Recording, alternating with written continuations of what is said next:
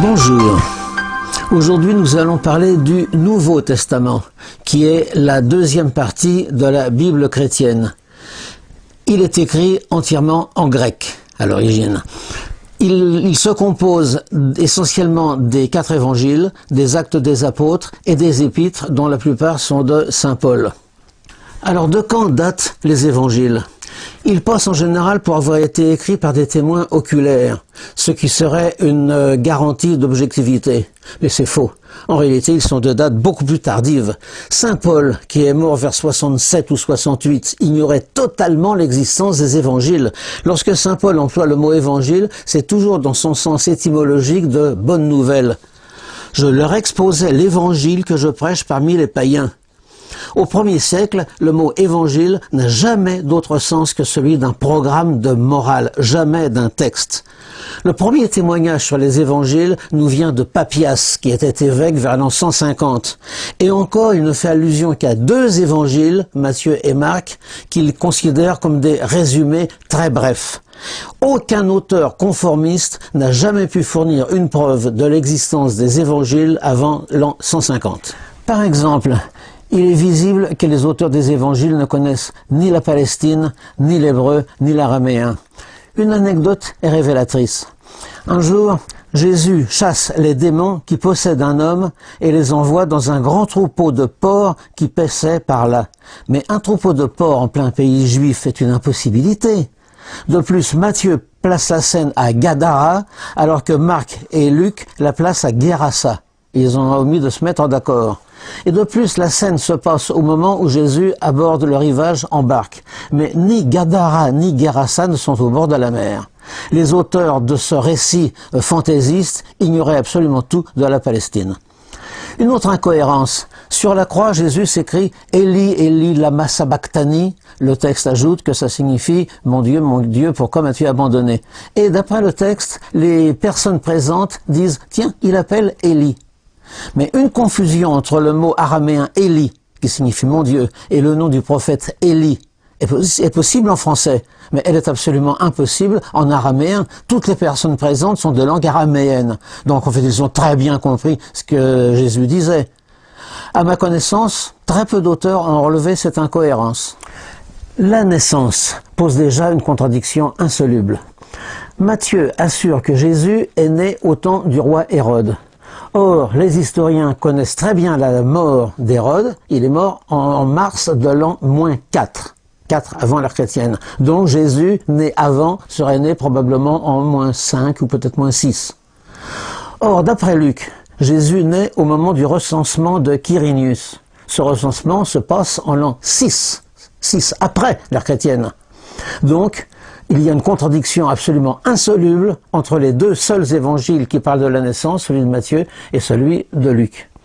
De plus, ces 2 auteurs donnent une généalogie de Jésus pour prouver qu'il est de race royale, ce qui effectivement est vraisemblable. Mais les 2 généalogies sont différentes à peu près à 95%. Maintenant, quelques mots sur le problème des frères et des sœurs de Jésus. Chez les Juifs de l'époque, il était infiniment rare qu'une famille se compose d'un enfant unique. Donc que Jésus ait eu des frères et des sœurs paraît infiniment probable. De plus, leur existence est attestée dans de nombreux endroits des évangiles. N'est-ce pas Marie qui est sa mère? Jacques, Joseph, Simon et Jude ne sont-ils pas ses frères? N'est-ce pas le charpentier, le fils de Marie, le frère de Jacques, de José, de Jude et de Simon? Et ses sœurs ne sont-elles pas ici parmi nous? Saint Paul cite également Jacques, le frère du Seigneur. Que Jésus, donc, ait eu des frères et des sœurs paraît extrêmement banal. Leur existence ne choque absolument pas les historiens, ni même d'ailleurs les protestants. En revanche, l'Église catholique refuse totalement leur existence.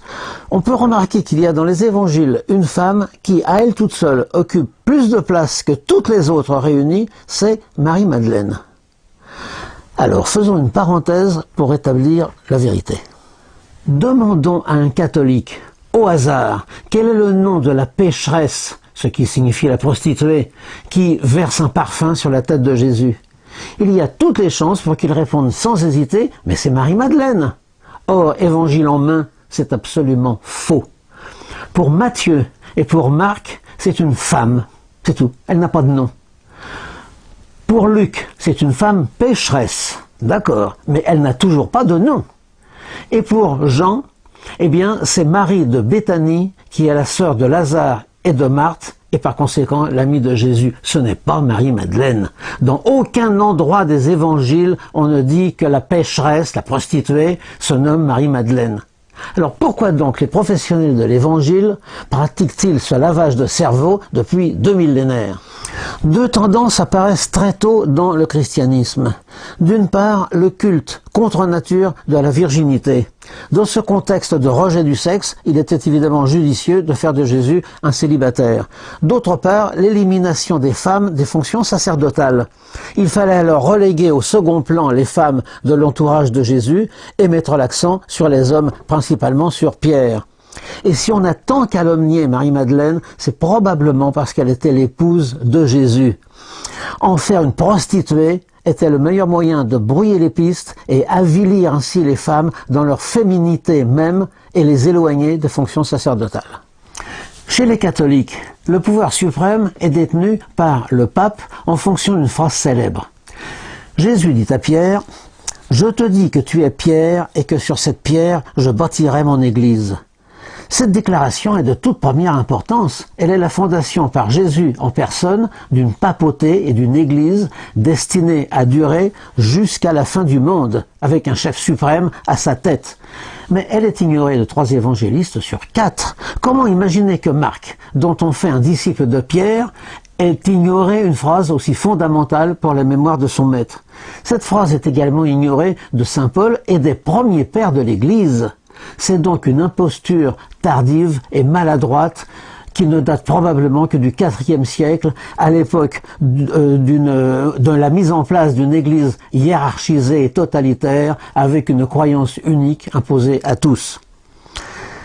Ajoutons que la présence de Saint Pierre à Rome et sa mort en croix au temps de Néron sont une légende apparue vers le IIIe siècle. La prétendue découverte d'une tombe de Saint-Pierre à Rome à l'époque de Pie XII, dans les années 1950, est une mystification. En revanche, le père Bagatti a découvert en 1953 à Jérusalem une nécropole judéo-chrétienne vieille de près de 2000 ans. Elle contenait une tombe portant l'inscription Simone Bar Yona, c'est-à-dire Simon, fils de Jonas, qui était le véritable nom de Saint-Pierre. La découverte a été soigneusement étouffée et les ossements ont été dispersés pour crime de non-conformité avec le dogme. Quant à l'arrestation et au procès, il faut savoir que la troupe qui arrête Jésus est une armée romaine. C'est une cohorte. Elle comporte à peu près 600 hommes. Elle a donc été ordonnée par Pilate, le pouvoir romain. On ne peut pas admettre qu'une arrestation ordonnée par le pouvoir civil romain amène l'accusé devant un tribunal religieux juif, comme l'Évangile le prétend. D'autant plus que ce tribunal ne pouvait absolument pas siéger pendant la Pâque. Voilà une invraisemblance qui montre que le récit a été forgé assez tardivement et qu'il a été inventé, au fond, pour déculpabiliser les Romains et accuser les Juifs. D'après l'Évangile, le motif, ce serait que Jésus s'est fait le Fils de Dieu. Mais c'est un motif religieux. Le véritable motif, les évangiles nous le rapportent aussi. Pilate demande à Jésus, « Es-tu le roi des Juifs ?» Et Jésus lui répond, « Tu le dis. » Se prétendre roi, alors que la Palestine est une colonie romaine, était un motif suffisant pour mériter la mort. Jésus a bien été condamné par le pouvoir romain parce qu'il affirmait sa royauté sur Israël. Et il en avait le droit, puisqu'il était de race royale. Après la résurrection, l'Évangile nous assure que le corps de Jésus disparut du tombeau. Pour expliquer cette disparition, plusieurs hypothèses ont été faites. Il exista notamment une tradition selon laquelle c'est quelqu'un d'autre qui aurait été crucifié à la place de Jésus. Cette tradition, curieusement, se retrouve dans le Coran, dans la sourate 4, qui dit que « Mais ils ne l'ont pas tué, ils ne l'ont pas crucifié, cela leur est seulement apparu ainsi. » En fait, la résurrection d'un Dieu est une constante dans un très grand nombre de religions. Dionysos, Mitra, Osiris, Adonis étaient tous des fils de Dieu, ils sont tous ressuscités au bout de 3 jours et sont tous montés au ciel. Un détail qui est intéressant à mentionner, c'est que l'évangile de Marc, qui est le plus ancien de tous, dans sa forme primitive, ignorait totalement la résurrection. La résurrection n'est racontée que dans une sorte d'appendice de 8 versets qui date probablement du IIIe siècle, mais il n'était pas connu au début de l'Église. L'Évangile assure aussi que Jésus, après sa résurrection, est monté au ciel. Pourtant, 2 évangélistes sur 4, Matthieu et Jean, omettent totalement de relater ce phénomène qui est pourtant assez peu commun. Quant au lieu de ce phénomène, Marc le situe en Galilée. Luc le place à Béthanie, dans son évangile, mais à Jérusalem, dans ses Actes des Apôtres. Voilà des témoins oculaires, comme on dit, qui sont bien étourdis. Alors, en conclusion, les évangiles passent souvent pour des textes historiques, voire pour des reportages. En fait, ils ne contiennent que très peu d'histoire. Ils sont essentiellement les textes fondateurs d'une religion, le christianisme. Et cette fondation s'est étalée sur environ 300 ans, puisque c'est seulement en 325, lors du concile de Nicée, que le christianisme s'est constitué à peu près tel que nous le connaissons de nos jours.